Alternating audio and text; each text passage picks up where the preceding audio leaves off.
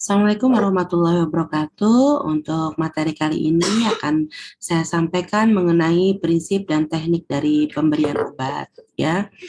Nah, kemudian klasifikasinya itu adalah pemberian obat itu per oral, ya. Kemudian per oral ini ada sublingual, kemudian secara suntikan, atau disebut juga dengan parenteral, itu terdiri dari intrakutan, subkutan, intramuskular, dan intravena. Kemudian ada juga perektal, ya, kemudian melalui intravaginal, ini bagi perempuan, dan ada obat lokal yaitu yang topikal, kemudian paru-paru, yang melalui paru-paru itu disebut dengan inhalasi. Sebenarnya nanti kalau pas praktikum, kita akan mempraktekkan terutama untuk suntikan yang parenteral ya, Nak ya. Untuk suntikan secara untuk suntikan baik secara intrakutan, subkutan, intramuskular, dan intravena. Tapi kalau teori kita akan bahas semuanya ya. Nah, pemberian obat per oral itu adalah cara pemberian obat yang paling umum dilakukan. Dan ini tidak perlu bantuan tenaga medis ya, kecuali kalau kita sedang dirawat di rumah sakit, maka pemberian obat per oral pun diatur oleh tim paramedis ya, karena waktunya harus tepat pemberiannya. Nah, per oral itu berarti dengan cara pemberiannya melalui mulut dengan tujuan mencegah, mengobati, mengurangi rasa sakit sesuai dengan efek terapi dan jenis obat. Keuntungannya apa sih? Praktis, aman, dan ekonomis. Sedangkan kelemahan dari pemberian obat secara oral adalah efek yang timbul biasanya lambat, ya karena melalui saluran pencernaan dulu. Kemudian apabila pasien muntah-muntah, maka pemberiannya menjadi tidak efektif karena tentunya dosisnya akan sangat berkurang. Kemudian pada pasien diare, kemudian pasien yang tidak sabar, tidak kooperatif juga agak sulit ya. Misalnya pasien dengan gangguan kesadaran tentu tidak bisa diberikan obat secara oral. Kurang disukai jika rasanya pahit atau tidak enak, terutama pada anak-anak. Dan pada obat-obat tertentu itu bisa menyebabkan iritasi pada saluran cerna, ya, seperti obat anti nyeri gitu ya. Jadi hati-hati anak ya, kalau kita minum obat anti nyeri maka sebaiknya diminum setelah makan. Karena apa? Karena obatnya biasanya mengiritasi lambung. Jadi kalau nanti misalnya kalian memberikan obat kepada pasien untuk anti nyeri, maka kalian harus berikan edukasi bahwa obat itu harus diminum setelah makan, karena dia bisa menyebabkan iritasi pada lambung. Nah, ini ada contoh-contoh obat yang diberikan secara per oral ya, ada dalam bentuk kaplet, ya, ada dalam bentuk pil gitu kan, ada yang bentuk kapsul gitu ya, kemudian ada bentuk tablet gitu, jadi macam-macam bentuknya. Ada juga yang bentuk sirup, suspensi, eliksir gitu ya. Jadi ini dalam bentuk sirup ya. Kalau suspensi itu biasanya dia dalam bentuk bubuk gitu, obatnya bubuk, kemudian kita beri air terlebih dahulu, kita cairkan terlebih dahulu sebelum kita minum. Nah, kemudian yang melalui oral juga ada, dia tuh obatnya diberikan di bawah lidah. Jadi ditaruh di bawah lidah, yaitu namanya adalah pemberian obat secara sublingual. Lingual tuh lidah ya, sub itu di bawah, jadi sublingual, pemberian obatnya di bawah lidah. Tujuannya adalah supaya efek dari obat itu bisa dirasakan lebih cepat. Karena apa? Karena di bawah lidah kita itu banyak mengandung pembuluh darah, ya. Nah, kemudian kelebihan dari cara pemberian obat dengan sublingual adalah efek obat akan terasa lebih cepat dan kerusakan obat pada saluran cerna dan metabolisme di dinding usus nanti dapat dihindari ya, sehingga dia jadi langsung diserap ke dalam pembuluh darah, tidak melewati dulu saluran pencernaan. Tentunya obat ini akan tidak nyaman ya kalau misalnya obatnya pahit gitu. Jadi ini ya pemberian obat secara sublingual, jadi ditaruh aja di bawah lidah gitu obatnya. Terutama biasanya ini diberikan pada pasien krisis hipertensi ya, jadi pasien yang tensinya naik mendadak itu pemberian obat tensinya langsung diberikan di bawah lidah atau sublingual.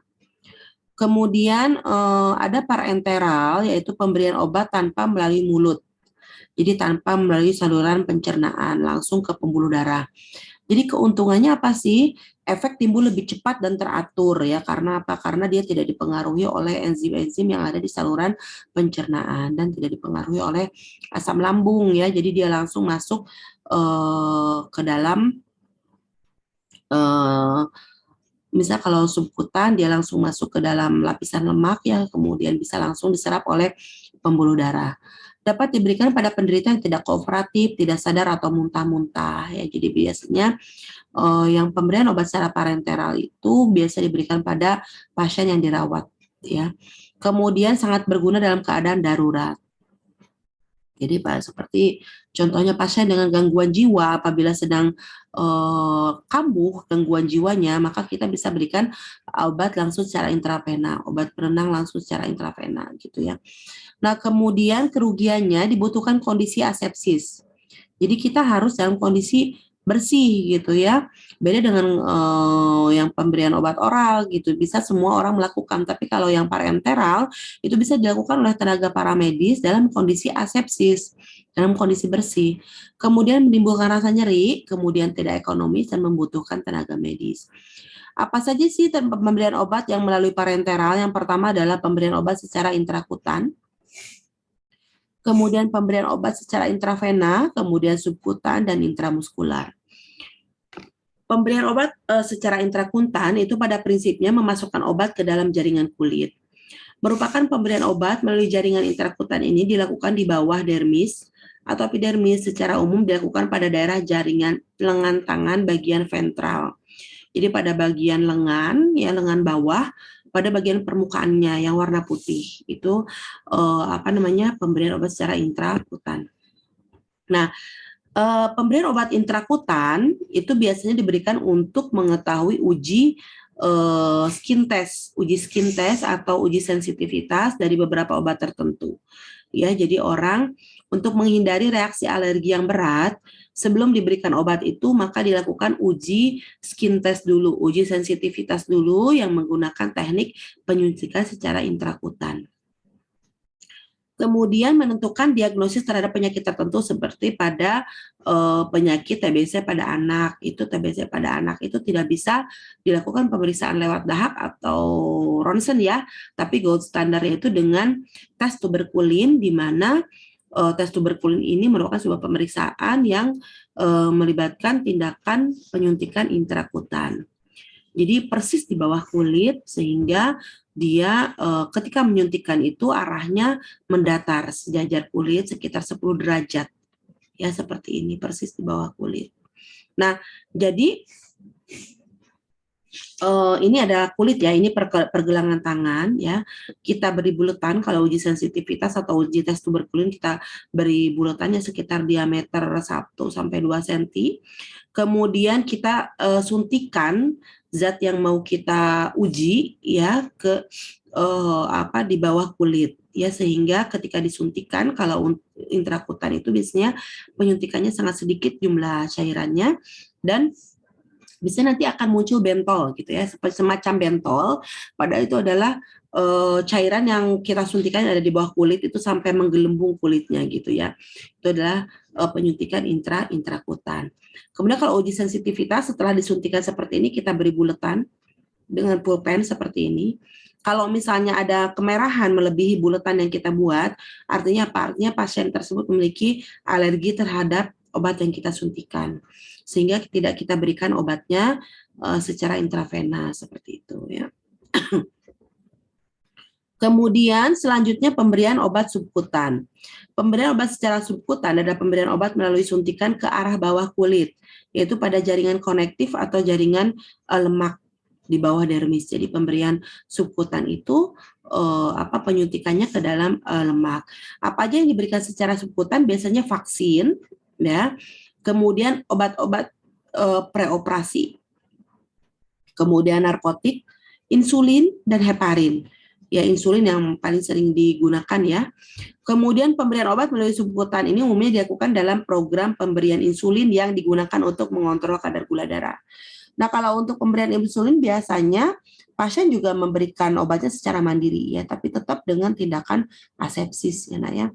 Pada pemakaian injeksi subkutan untuk jangka waktu yang lama, maka injeksi perlu direncanakan untuk diberikan secara rotasi pada area yang berbeda.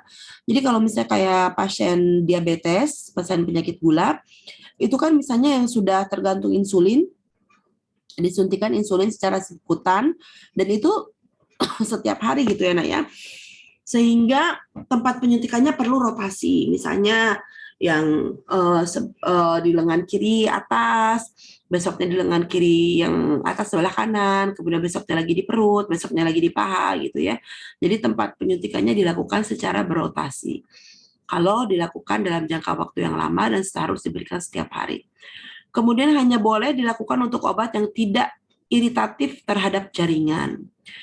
Absorpsi biasanya berjalan lambat dan konstan sehingga efeknya bertahan lebih lama. Absorpsi menjadi lebih lambat jika diberikan dalam bentuk padat yang ditanamkan di bawah kulit atau dalam bentuk suspensi. Contohnya yang bentuk padat yang ditanamkan di bawah kulit itu contohnya implan ya, implan KB ya, itu jangka waktunya panjang ya. Kemudian pemberian obat bersama dengan vasokonstriktor juga dapat memperlambat absorpsinya. Jadi ini. Jadi kalau suntikan seperti ini ya, Nak ya, kita tarik dulu kulitnya, kemudian baru kita suntikan. Arah jamnya ini pulpen ya, Nak ya. Jadi semacam jarum suntik tapi bentuknya pulpen gitu, Nak. Bisa untuk orang diabetes. Karena jarumnya pendek, maka penyuntikannya tegak lurus. Tapi kalau untuk jarum-jarum yang ukuran 3 ml, maka penyuntikannya 45 derajat. Ya, 45 derajat untuk penyuntikan subkutan. Tapi ya itu kalau subkutan, maka kulitnya harus ditarik dulu. Gitu ya, karena kita untuk memisahkan antara kulit dan jaringan otot yang ada di bawahnya.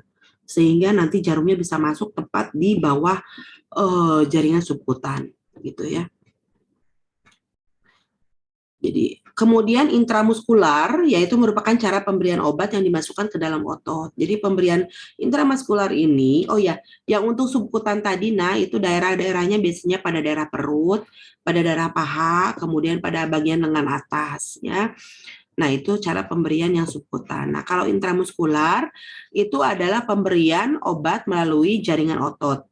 Tujuannya, pemberian obat dengan absorpsi lebih cepat dibandingkan dengan subkutan. Lokasi penyuntikan dapat pada daerah paha, vastus lateralis, ya, kemudian bisa juga pada daerah ventrogluteal atau pada daerah bokong, kemudian dorsogluteal juga sama pada daerah bokong atau lengan atas, ya, yaitu pemberiannya 3 itu aja ya. Kalau intramuskular lengan atas, paha yang bagian dalamnya, kemudian paha bagian dalam, kemudian pada bagian bokong, ya. Daerah ini digunakan dalam penyuntikan dikarenakan massa otot yang besar, vaskularisasi yang baik, dan jauh dari syaraf. Kemudian pemberian obat secara intramuskular sangat dipengaruhi oleh kelarutan obat dalam air yang menentukan kecepatan dan kelengkapan absorpsi obat. Absorpsi itu penyerapan obat.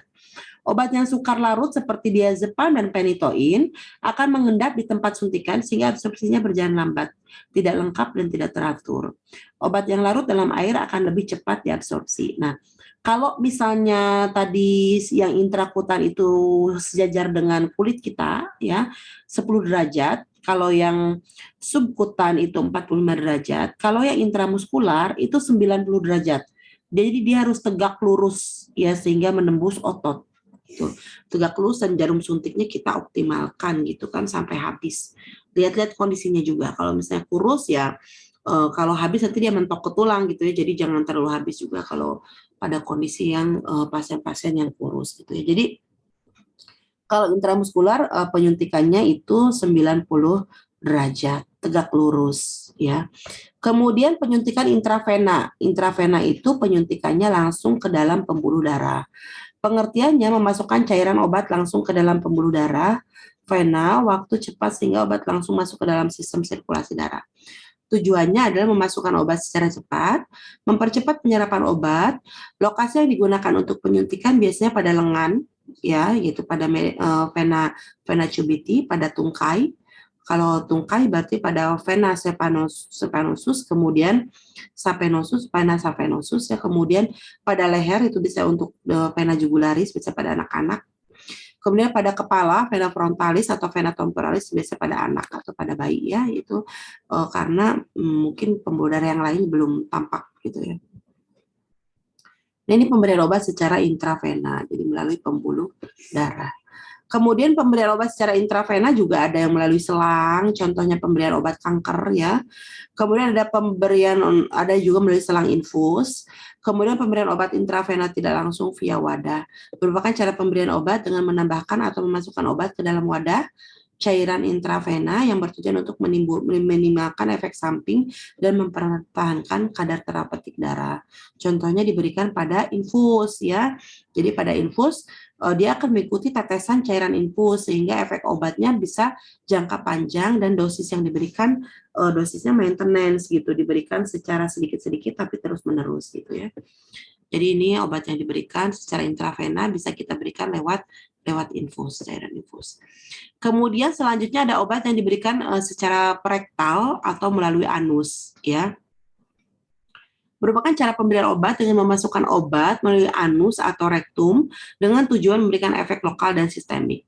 Tindakan pengobatan ini disebut pemberian obat suppositoria. Namanya tuh kalau pemberian obat secara rektal itu disebut dengan suppositoria ya. Kemudian di sini bisa merangsang ini ya, buang air besar ya. Karena apa? Karena obat ketika sudah masuk ke dalam rektum, obatnya itu akan mencair gitu ya. Nah, kemudian contoh pemberian obatnya adalah dulkolak suppositoria atau bisa juga ada obat anti nyeri yang dimasukkan lewat rektum ya. Nah, kontraindikasinya adalah pasien yang pasca pembedahan rektum. Nah, ini cara pemberiannya kalau pada anak kecil ya ditengkurupin ya. Tapi kalau pada orang dewasa itu dengan posisi SIMS. Posisi SIMS ya. Nanti kalian coba nanti ada dipelajari tersendiri. Posisi SIMS itu adalah posisi yang tepat untuk pemberian obat secara rektal. Kemudian ini adalah jenis-jenis obat yang contoh obat yang bisa dimasukkan secara rektal, jadi bentuknya seperti peluru, ya, nah ya runcing. Jadi bagian runcing inilah yang kita masukkan pertama kali ke dalam rektum. Dan obat ini harus kita taruh di kulkas dan jangan ditaruh di kondisi suhu ruangan yang tinggi ya, karena bisa mencair gitu. Kemudian ada obat pemberian secara intravagina atau dimasukkan ke dalam vagina, terutama pada wanita ya. Biasanya ini obat-obat ini bentuknya bisa krim, bisa cairan, bisa pula suppositoria yang seperti tadi obat yang dimasukkan secara perektal ya, ada seperti peluru, ada yang cairan gitu ya. Nah, ini bisa dimasukkan ke dalam vagina, misalnya obat untuk anti jamur gitu ya, ada yang dimasukkan dalam vagina, ada yang bentuk tablet, ada juga yang bentuk seperti peluru ya. Jadi ini kalau misalnya dimasukkan ke vagina itu harus dalam posisi litotomi ya. Tentunya ini dengan mempertimbangkan ya kalau intravaginal tuh ya sudah menikah gitu ya. Kalau yang masih virgin ya jangan ya nak ya. Nah, kemudian ini adalah obat yang biasa dimasukkan ke dalam intravagina, ini bentuknya sama ya seperti peluru. Ada juga yang bentuknya seperti tablet agak memanjang gitu ya. Kemudian ini cairan, jadi ini adalah alat untuk memasukkannya ke dalam vagina. Cairannya nanti disemprotkan, jadi untuk bilas vagina ya. Kemudian ada obat topikal itu bersifat lokal. Jadi kalau misalnya kayak tetes mata, tetes telinga gitu ya, obat salep, nah itu adalah obat-obat topikal. Jadi dia tuh cuma di daerah yang sakit aja dikasihnya. Kalau kayak tadi yang secara oral, secara rektal, kemudian parenteral, intravagina itu secara sistemik ya, diberikan obat secara sistemik karena dia akan diserap oleh pembuluh darah. Tetapi kalau misalnya kita kasih obat ke bagian yang luka saja, misalnya di mata, di kulit, maka itu pemberiannya secara topikal ya.